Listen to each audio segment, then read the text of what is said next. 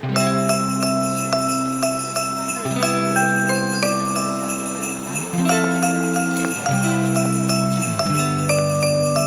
everyone, this is Angela from Threaded Treasures, A. Hayek. I hope everybody's been able to get some stitching done, or at least as much as what you want to get done. I have been really busy getting ready for Christmas and everything, and I am just excited to jump on here because there's a few things I wanted to tell you about and just kind of talk a little bit about Christmas. I wanted to let you know that I am really enjoying seeing this stitch along that Anna Gutova is doing, and it's really coming out good. I wish I could be stitching it as I'm printing it out, but I'm going to show you really quick. It's really cute. It's really, really cute. I'm excited to see how it will end, if she's going to have anything in the middle or not, or I don't know, but even if she doesn't, it's really cute. So I'm going to be working on that sometime this next year. And I wanted to tell you about a cross stitch along that I found like yesterday, last night. And I really wanted to share with you because it is only going to be up until December 27th. So if you are interested in this, you're going to want to go to cliffsidestitches.com, and they have heritage motifs, and it's their 2025 stitch along. And what it is she posted, there's like, let's see, how many did she have? She has, oh my goodness, let's see here. Sorry, I should have wrote this down, but apparently I didn't. Oh, this is kind of backwards. Let's see, 45, oh, no, maybe more. She has about 45, 49, maybe there's 50. She has about 50 different motifs that she put out, and it is all about things around the country. I mean, about the world. So this is kind of how it is. She has a pattern for each one of these. And it's like the Czech Republic, India, Japan, Italy, Chile, Palestine, Greece, New Zealand, Turkey, Ukraine. I mean, it's all there. She has it all there. And she has a pattern for each one, and you can choose whatever colors you want to do. You can do all one color, you can do very colorful. But this is a picture of one that she had posted. And she actually gives you a chart for cross stitch and a chart for black work. So you can do all black work if you want, or all cross stitch if you want, or you can mix and match. And I just thought it was so interesting. And the only thing is, when you go in to print it, you have to click each one to print each one. So like motif 1, motif 2, motif 3. And when she has it, I'm going to give you an example here. She has like this one, what about that one? Okay, like motif number 31 is, I'm just grabbing one. Of course, pick a one that I can't pronounce a word. I'm gonna pick another one. So, there you go. Here's one. Motif 29. This says, this design is an adaptation of a motif from a needlework pattern book published in St. Petersburg in 1881. So then this is the pattern. And then the blackwork one, says the design is an adaptation of traditional Russian motif from pattern book published in 1871. So it gives you a little bit of history about why they chose that design to do. I thought that was so interesting. And they look small enough that you could really get this done quickly, doing, you know, one a day or one every other day or something. And I printed everything. She even had extra motifs that she shared with, but there's like 50 of them that she did with each country. And like I said, one is a cross stitch pattern and one is thing. But see, I printed all that out. It was a book. I did it though. But anyways, I want to show you a picture of the colored one that she showed, that someone had done. And like I said, you can do whatever colors, whatever you want. And here's the blackwork one that she has. And she has the border too. So there's a border in the front of the book that I basically printed. But this is only up until December 27th. And let me see, cliffsidestitches.com, I believe is where it's at. So I wanted to jump on and tell you about that because I was pretty excited. I like to quilt, and I thought this kind of looked like a little quilt pattern, like all the different quilts. So I was looking into it and I was like, oh yeah, I like this. So I really, really wanted to share that with you. And these are all the different countries that they talk about, all the different countries.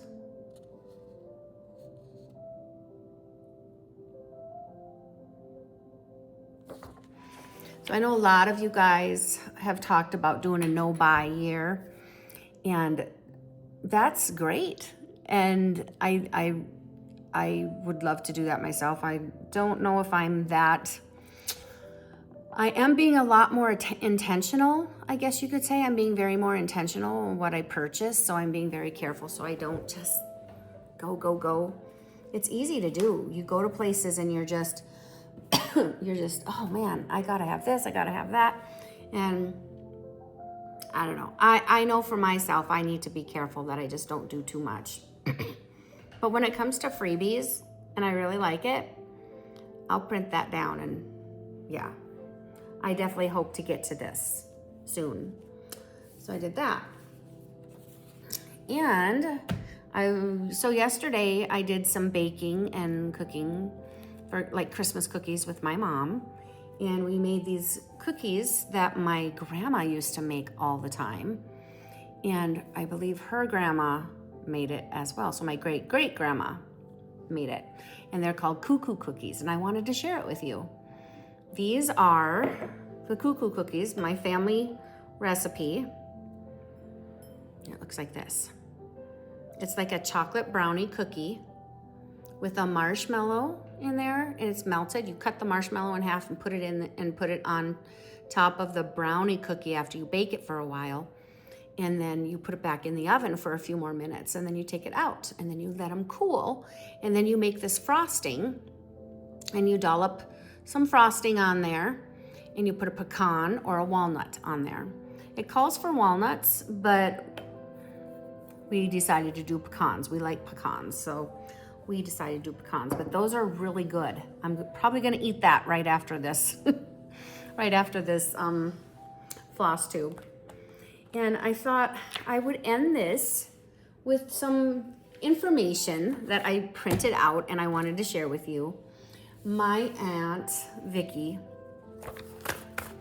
was an amazing lady, and I miss her very much, but it was her birthday on December 18th. So I wanted to kind of honor her a little bit and just kind of talk a little bit about what she loved music. I remember her coming into the house and sitting down and playing on that piano and just singing like crazy, and she had a good voice, and then I would join in and my brother and sister would join in and we would sing and we had a really good time. And I remember that, and I miss her so much. But I just wanted to share a few things that she loved. She loved Elvis Presley. I mean, almost everybody loves Elvis Presley. There might be a few out there who don't really care, but I don't know. But I thought I would share a few things about Elvis Presley and Christmas. So one of the things is his classic album. He released 2 major Christmas albums, one in 1957 and another in 1971, featuring traditional carols and unique Elvis-style holiday songs.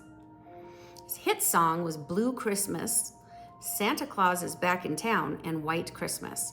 Here Comes Santa Claus and Merry Christmas, Baby are among his most famous holiday recordings. I thought that was kind of neat. And another thing, they were talking about Graceland at Christmas time. Graceland was famously decorated with red drapes, blue driveway lights, and a rotating white nylon Christmas tree with red ornaments. He had a nativity scene. A life-size nativity scene and lighted garland trees were standard features. It would be so neat to go see this. Generosity. Elvis's Christmas was famous for lavish gifts, often given to his employees and friends, including cars, money, jewelry, alongside a strong focus on family. So he was very, like his employees, he was very, very giving, it sounds like. He proposed to Priscilla on Christmas Eve in 1966, and his father, Vernon, often dressed as Santa for his daughter, Lisa Marie. So anyways, I thought that was some cute and fun information about Elvis.